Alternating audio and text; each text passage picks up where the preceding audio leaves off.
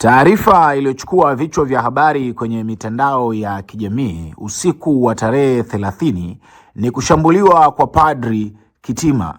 Huyu ni katibu wa Baraza la Maaskofu wa Kanisa Katoliki nchini Tanzania. Padri Dr. Charles Kitima aliripotiwa na vyanzo mbalimbali vya habari kuwa amevamiwa na kushambuliwa na watu wasiofahamika akiwa kwenye makazi yake zilipo ofisi za baraza hilo Kurasini jijini Dar es Salaam majira ya saa 3:30 usiku wa April 30.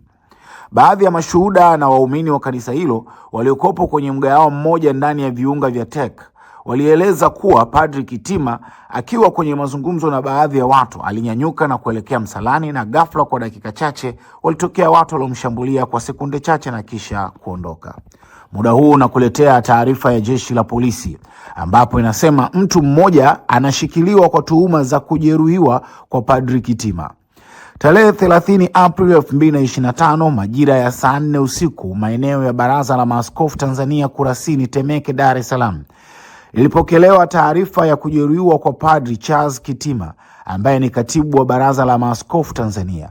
Padri huyo inadaiwa tangu saa 3 asubuhi walikuwa na kikao na viongozi wa dini mbalimbali, na baada ya kikao kuisha saa 1 jioni alikwenda kwenye kantini yao ambapo aliendelea kupata kinywaji hadi saa 4:15.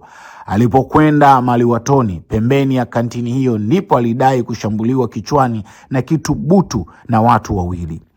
Alipelekwa hospitali ya Aga Khan na anaendelea vizuri na matibabu. Mtu mmoja, Rahul Mahabi Haraja, mkazi wa Kurasini, anashikiliwa na kuhojiwa kuhusiana na tukio hilo.